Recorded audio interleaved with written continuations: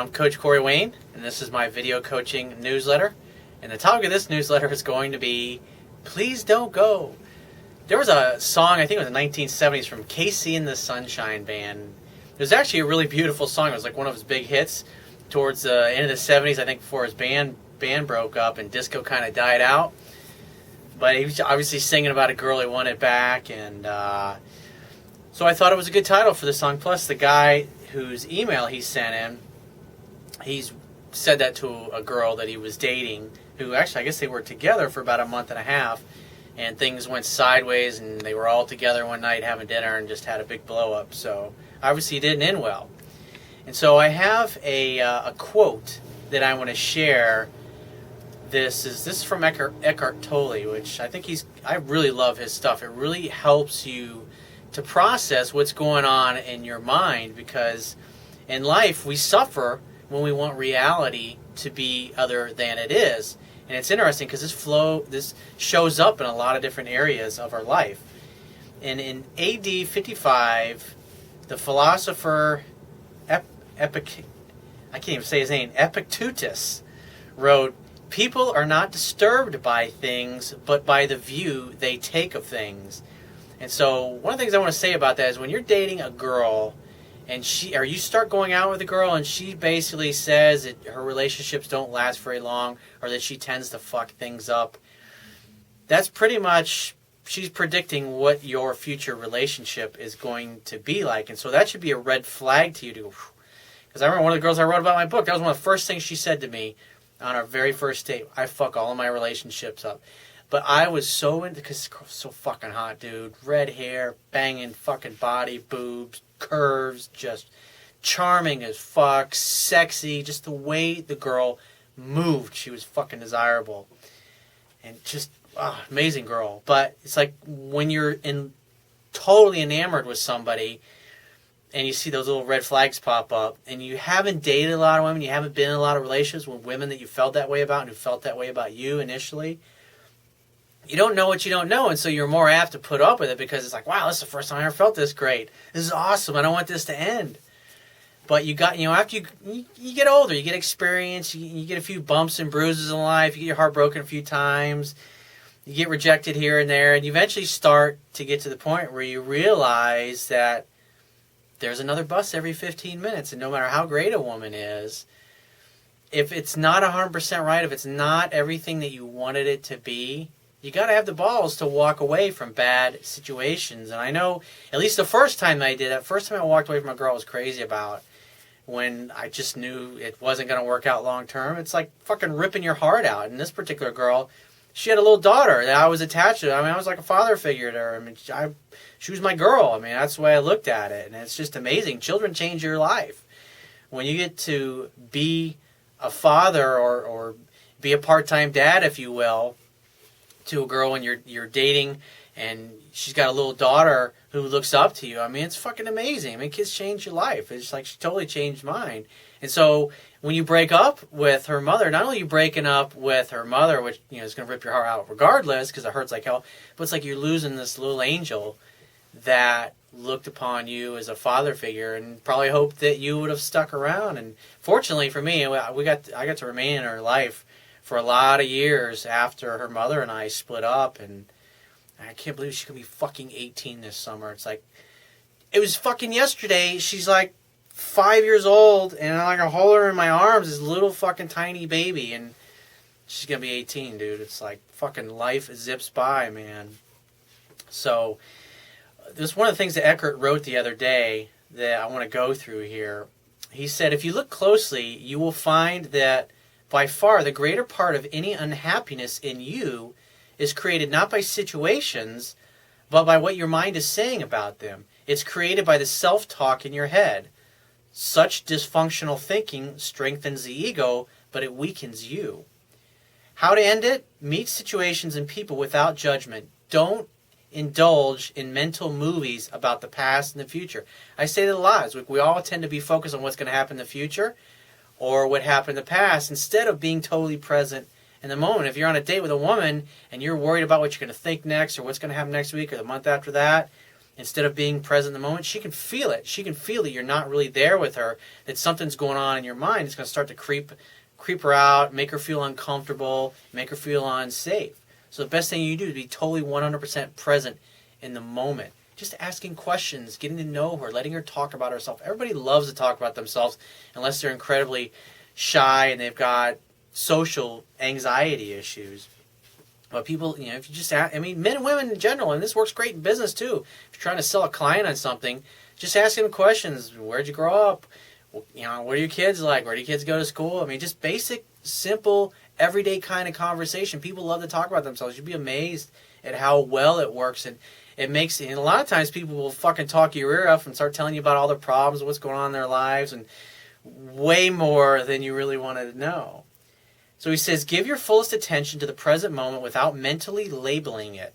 This is the arising of presence, a new state of consciousness that frees your mind from its old conditioning. This new consciousness will give rise to a new world. I fucking love that.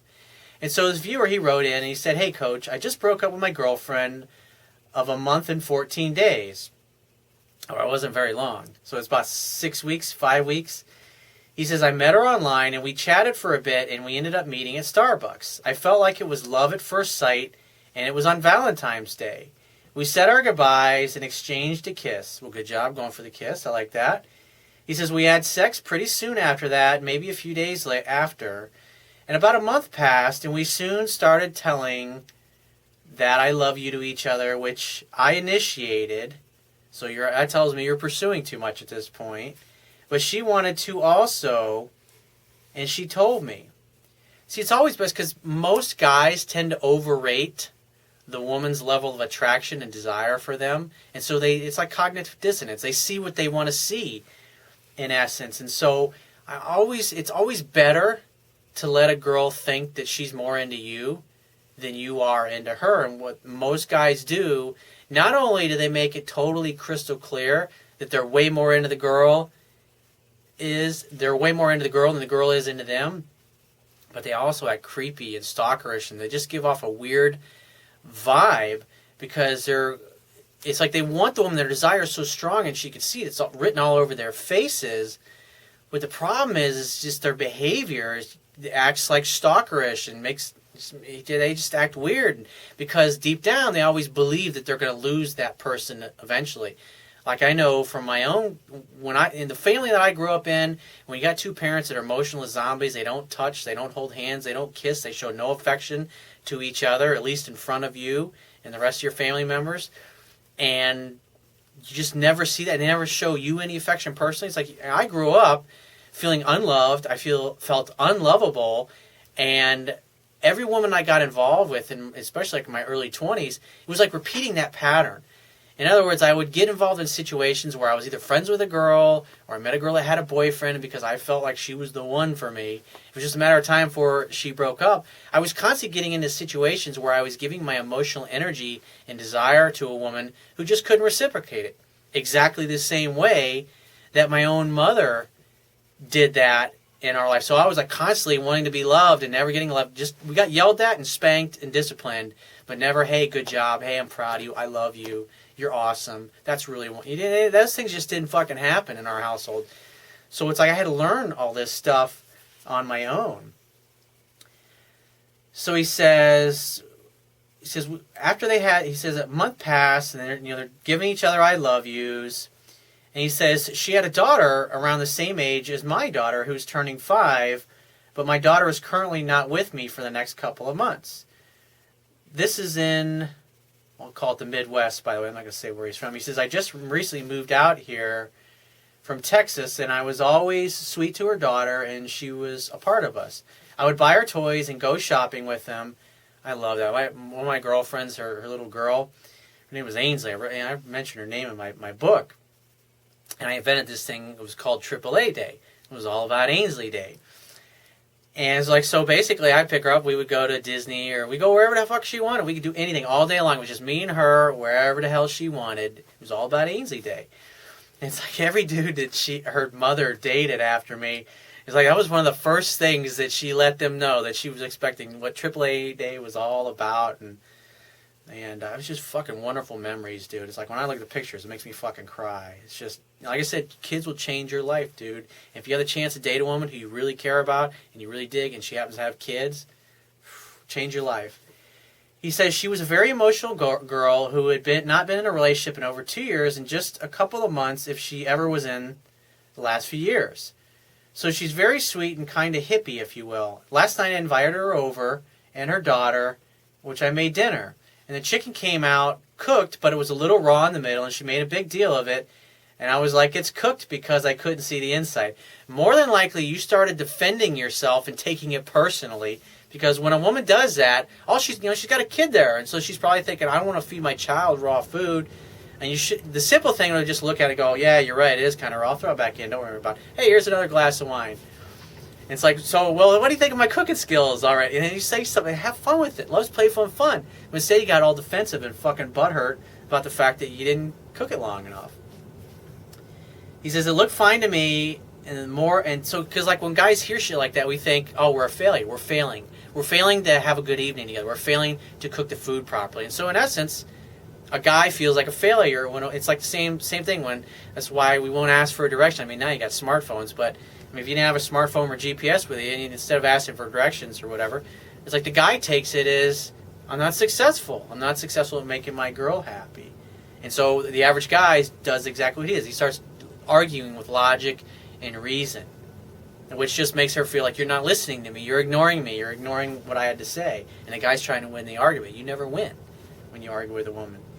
He says that later escalated into her telling her daughter, we're leaving, and she's watching a movie, and me saying, please don't go.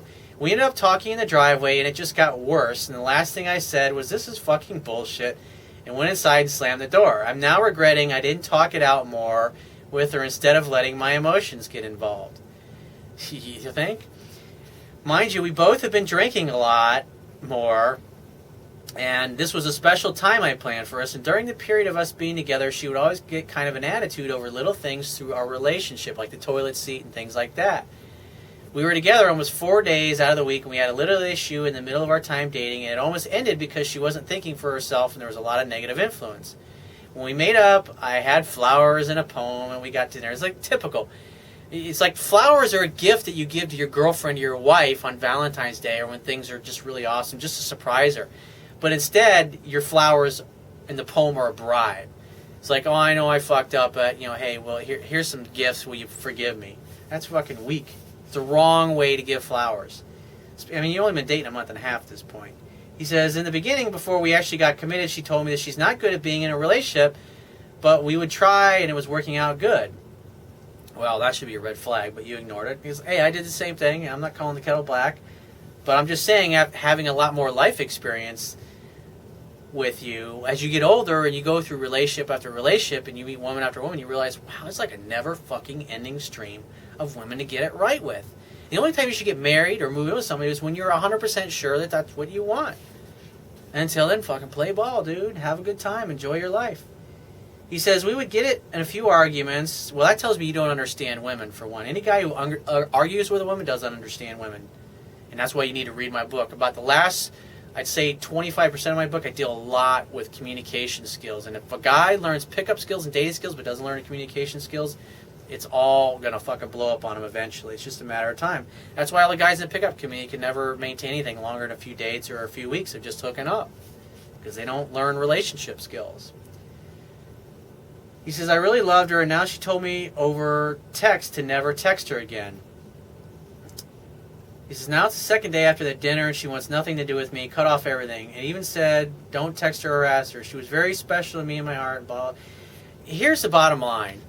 Bottom line is, she would say things to you, and you would take them personally and get all butthurt and start defending yourself, giving her examples of why what she said is wrong and invalid. And all she's hearing is that you're not fucking listening to her and basically ignoring her because you don't understand how women communicate emotionally, like I talk about in my book. And I'm not going to get into it because I've done lots of videos on communication. If you look at the video I did, how to communicate with women effectively, that will help you. But the best thing you do is go read my book, and I will talk to you next time.